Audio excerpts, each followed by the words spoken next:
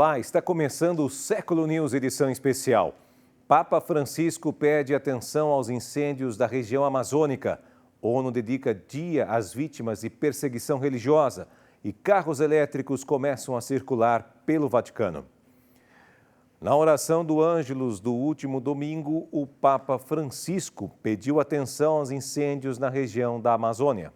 O Papa expressou sua preocupação pelos incêndios que estão ocorrendo na região amazônica.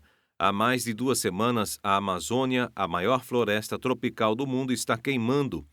Houve um clamor internacional em relação à resposta dos governos locais, e esta crise e a solidariedade foi prestada em todo o mundo. Estamos todos preocupados com os grandes incêndios que se desenvolvem na Amazônia. Rezamos para que, com o compromisso de todos, sejam contidos o mais breve possível. Este pulmão da floresta é vital para o nosso planeta. Antes do Ângelus, o Papa Francisco refletiu sobre a resposta de Jesus no Evangelho à pergunta: Senhor, somente algumas pessoas serão salvas? Ele disse que Cristo enfatizou a necessidade de assumir responsabilidades e usou bem o tempo presente. Il Signore ci riconoscerà non per i nostri titoli. O Senhor não nos reconhecerá pelos nossos títulos. Mas olhe, Senhor, eu pertencia a essa associação, eu era amigo desse monsenhor, desse cardeal, desse padre. Não, os títulos não contam, eles não contam. O Senhor nos reconhecerá apenas por uma vida humilde, uma vida boa, uma vida de fé, que se traduz em obras. Francisco acrescentou como os cristãos são chamados a restaurar a verdadeira comunhão com Jesus, orando, indo à igreja, aproximando-se dos sacramentos e alimentando-se com a sua palavra. Isso nos mantém na fé, nutre nossa esperança, revive a caridade. Assim, com a graça de Deus, podemos e devemos gastar nossas vidas para o bem de nossos irmãos e irmãs, para lutar contra todas as formas de maldade e injustiça. O Papa encorajou os peregrinos a invocar a Mãe Bendita, a que ele se referiu como o portão do céu, um portão que segue exatamente a forma de Jesus, a porta do coração de Deus, um coração que é exigente, mas aberto a todos. Durante a audiência geral, o Papa Francisco falou sobre compartilhar nossos bens com quem mais precisa. O Papa Francisco continuou sua catequese sobre os Atos dos Apóstolos.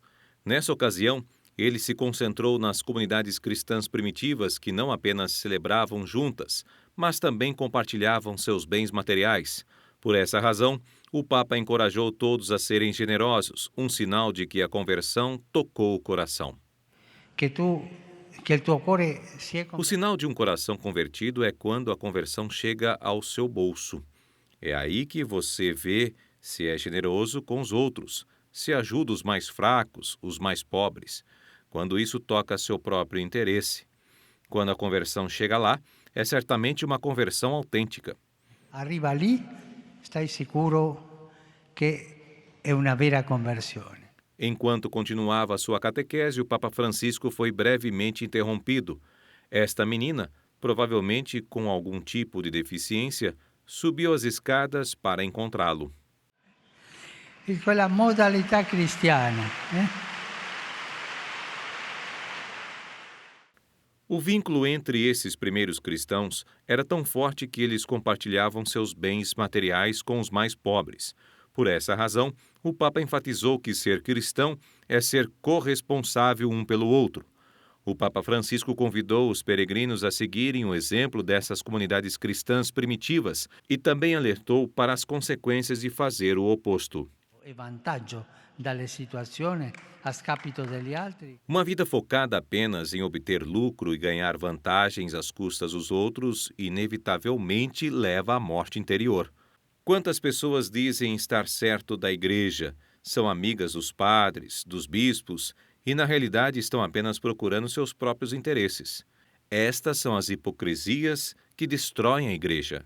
Antes do final da audiência, o Papa quis se referir novamente à garota que o havia interrompido. ele pediu a todos que sempre que virem uma pessoa doente, que orem por ela e sua família. Ele também disse que quando viu esta menina durante a audiência, ele imediatamente orou para que Deus a curasse e protegesse. Peregrinos do mundo inteiro estão todos os dias na Praça de São Pedro, no Vaticano. As delegações da Ásia são bem animadas. Veja por quê. Este grupo de peregrinos é constituído por fiéis leigos e seminaristas de Macau e Hong Kong. Eles vieram a Roma para aprofundar sua fé e aprender mais sobre a história do cristianismo. A viagem foi organizada pelo grupo Tot, em colaboração com o bispo de Macau. É uma organização juvenil católica da Ásia que procura promover a adoração eucarística. Antes de chegar a Roma, eles prepararam sua peregrinação estudando os Atos dos Apóstolos. O livro mostra como o cristianismo começou em Roma e o que São Pedro e São Paulo fizeram na Cidade Eterna. Rezar perto dos túmulos dos apóstolos São Pedro e São Paulo, todos os mártires e santos, nossos ancestrais espirituais que nos ensinam a viver plenamente a vida cristã. Um dos destaques da peregrinação foi ver o sucessor de São Pedro, o Papa Francisco. Para eles, sua mensagem sobre alcançar as periferias da sociedade significa muito. Estamos também nas periferias, mas também precisamos alcançar nossas periferias espirituais e abandonar nossas mercadorias, assim como nós mesmos, e alcançar mais pessoas para que elas, assim como nós mesmos, conheçam melhor a Deus e tenham um relacionamento mais próximo com Ele. Ele é o representante de Jesus na igreja agora e a cabeça de todos nós católicos em todo o mundo. Então, é realmente incrível conhecê-lo. Os peregrinos de Hong Kong foram frequentemente questionados sobre a situação em seu país. Isso ocorre porque recentemente houve agitação civil no país, depois que o governo tentou impor uma lei que permitiria que os detidos fossem deportados para a China continental, causando preocupações sobre a autonomia de Hong Kong. Quando estamos aqui em Roma, muitos cidadãos também nos perguntam: qual é a situação agora em Hong Kong? Até mesmo os motoristas de ônibus e as pessoas nos restaurantes nos perguntam: qual é a situação agora em Hong Kong? Vocês têm paz lá? Também peço a todos que rezem por Hong Kong. E nós realmente esperamos obter a paz de volta em breve. Depois de uma longa peregrinação em Roma, eles esperam que as pessoas voltem para casa conhecendo melhor Jesus e percebendo como a história da igreja chega até ele. A ONU dedicou o dia 22 de agosto às vítimas de perseguição religiosa. A iniciativa foi proposta por vários países, inclusive o Brasil. A ONU dedica pela primeira vez o dia 22 de agosto à memória das vítimas de violência com motivação religiosa. A resolução foi aprovada em 28 de maio após a proposta de Polônia, Estados Unidos, Canadá, Brasil, Egito, Iraque, Jordânia, Nigéria e Paquistão. Esta iniciativa é amplamente aplaudida por organizações que estão conscientes da angústia sofrida pelas minorias religiosas nos países intolerantes. O grupo AIS defende a posição e os direitos dos cristãos, especialmente quando são discriminados e sofrem, ou foram perseguidos nos últimos 70 anos. Portanto, estamos muito felizes com a declaração deste dia de comemoração. Isso porque ele nos constrói uma plataforma e nos oferece a possibilidade de agir contra novos atos de violência, especialmente quando você leva em conta que a maioria das pessoas perseguidas é cristã em todo o mundo. Therefore, the majority of people against which acts of violence take place are Christians worldwide. É sempre importante chamar a atenção do mundo para a perseguição religiosa. Isso ocorre porque é um problema que muitas vezes é mantido em silêncio. A ideia de dedicar um dia àqueles que sofrem por causa de sua fé é um passo muito importante. Eu gostaria de dizer que é um passo que deve ser dado por todas essas pessoas que, vivendo sua fé, enfrentam privações, discriminação e até a morte. Ajuda a igreja que sofre, aprecia a comemoração deste dia, mas enfatiza que muito trabalho ainda está por vir. Happy about this recognition of this commemorating day. Estamos muito felizes com o reconhecimento deste dia. É o primeiro passo na direção certa. É a primeira vez que um organismo internacional tão importante quanto as Nações Unidas está reconhecendo que existem atos de violência baseados na religião. E com esse reconhecimento, está se reconhecendo o problema e pode-se então usá-lo como uma plataforma para medições futuras contra esses atos violentos. Estamos convencidos de que é o passo certo na direção certa. Se por si só vai mudar tanto, teremos que ver. No entanto, devemos ter em mente que é dever das nações e da organização internacional como a ONU lutar pela liberdade religiosa e contra atos de violência baseados na religião. Então, esse dia 22 de agosto será uma oportunidade perfeita para lembrar os organismos internacionais a fazê-lo. Remind the international bodies to do so. A Ajuda à Igreja que Sofre estima que 1 em cada 5 cristãos no mundo vive em países onde há perseguição ou discriminação religiosa. Todas essas pessoas que foram vítimas de violência por motivos religiosos, não apenas cristãos, são lembradas neste dia 22 de agosto. O Vaticano lançou uma iniciativa para ajudar o meio ambiente. Carros elétricos começaram a circular pela Santa Sé. De acordo com as Nações Unidas, o transporte tradicional emite anualmente cerca de 8 gigatoneladas de emissões de carbono na atmosfera, um número que pode dobrar até 2040 e acelerar a mudança climática.